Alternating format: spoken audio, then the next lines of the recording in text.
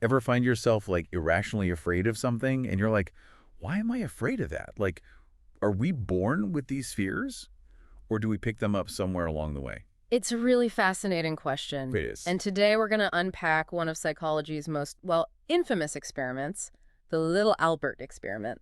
Little Albert. Oh, yeah, I've heard of this. Yeah. It's going to be good.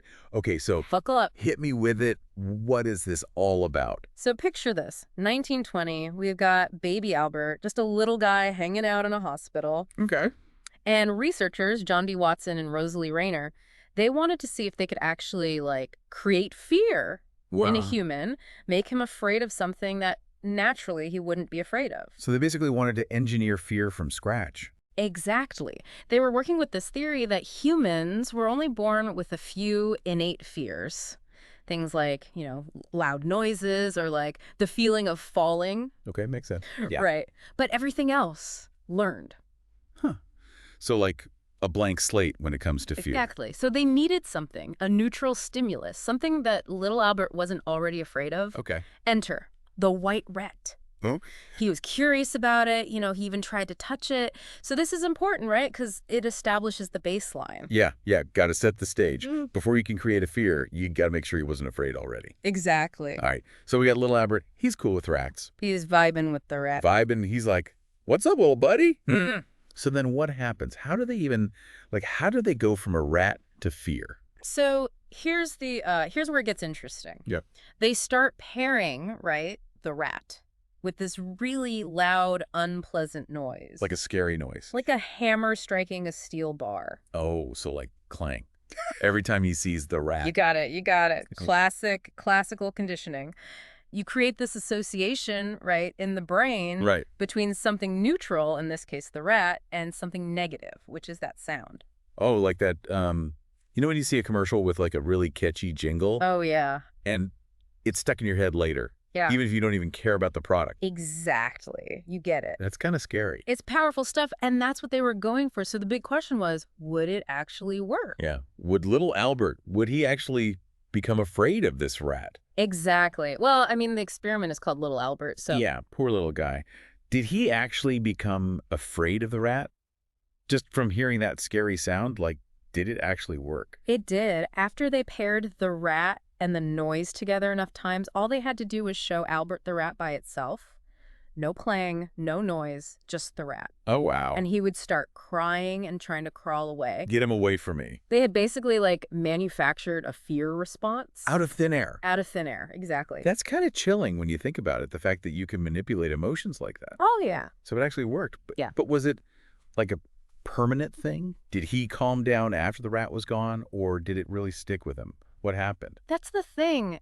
And this is what's kind of unsettling about this whole thing. Even a month later, when they tested him again... A month later? Yeah, he still reacted with fear. No way. I mean, it was less intense. Okay. But still there. Still there lurking. Lurking. The fear was still there. See, that's what I find so fascinating.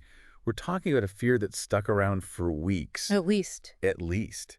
And this is just from a few controlled experiments. Imagine the impact of everyday experiences, especially on kids, right? Like, how much of what we're afraid of as adults is really just, learned from when we were kids. Oh, absolutely. And it gets, even wilder. They started to observe this thing called stimulus generalization. Stimulus generalization. Okay, break that down for me. So we've talked about classical conditioning, right? Right. Ring the bell, the dog gets the food. Exactly. But in this case, the fear that they conditioned in little Albert... Yeah. It didn't just stay limited to that one white rat. You mean he wasn't just afraid of, that rat? No. It got way bigger than that. No, okay. So he's afraid of all rats now. Well, yeah. They introduced a rabbit, a fur coat. Hold on, back up. A fur coat. A fur coat. And even, get this, a Santa Claus mask. Wait, he became afraid of Santa Claus because of a rat? Because anything that was kind of fuzzy and white... It reminded him of the rat. Exactly. It triggered that same fear response. That is both fascinating and incredibly sad. The poor kid, I mean, they really did a number on him with this. I have to ask, and maybe this is me projecting modern sensibilities onto a 100-year-old experiment, but did anybody stop and think about the ethics of all this? Wow. I mean, the long-term effects on this little boy, on Albert, that's the million-dollar question, isn't it? And unfortunately, we don't really have a good answer. They didn't do any, like, follow-up. There's no record of them trying to uncondition this fear. No debriefing, no aftercare. Which, I mean, in modern research, that's a huge deal. Mhm. Debriefing is so important, Absolutely. especially after something like that. Can you imagine if this experiment happened today? The Well, it lawsuits? would be huge. The little Albert experiment has actually become like a cautionary tale. It's used in textbooks Rightfully so. to illustrate exactly what not to do.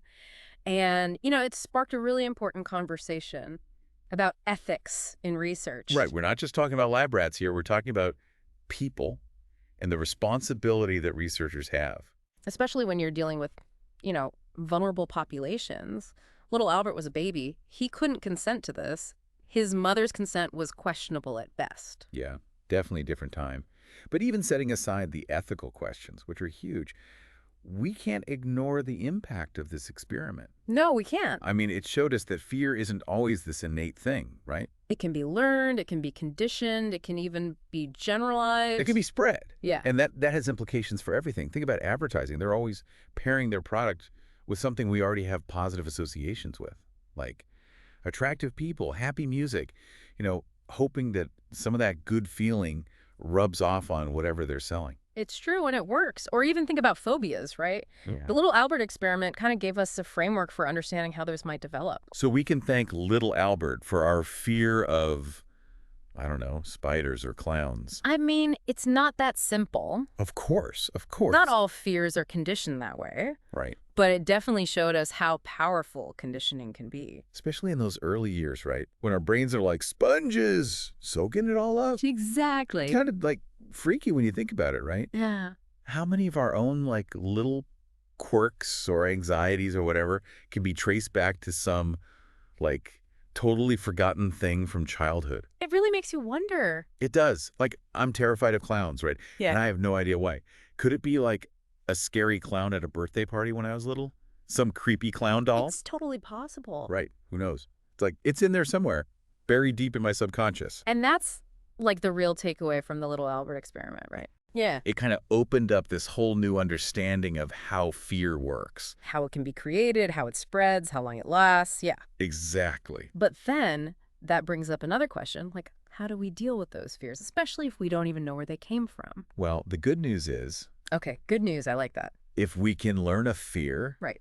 we can unlearn it too. So you're saying there's hope. There's always hope. We can hit that undo button. Oh. Therapies like exposure therapy, have you heard of that? Yeah. That's actually built on these principles, the ones that Watson and Rayner, however unintentionally, Right. kind of stumbled upon. So, like, even though their experiment was, by today's standards, totally messed up, it actually helped pave the way for, like, legitimate treatments for fear and anxiety. It's a complicated legacy, for sure. Yeah. But their work did show us just how flexible our brains really are, how adaptable we are.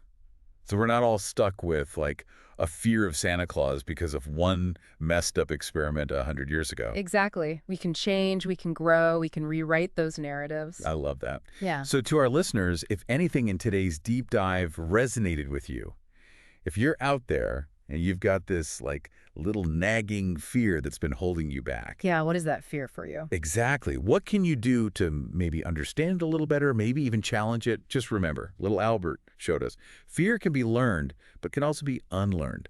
So keep exploring those deep dives, everybody, and we'll catch you next time.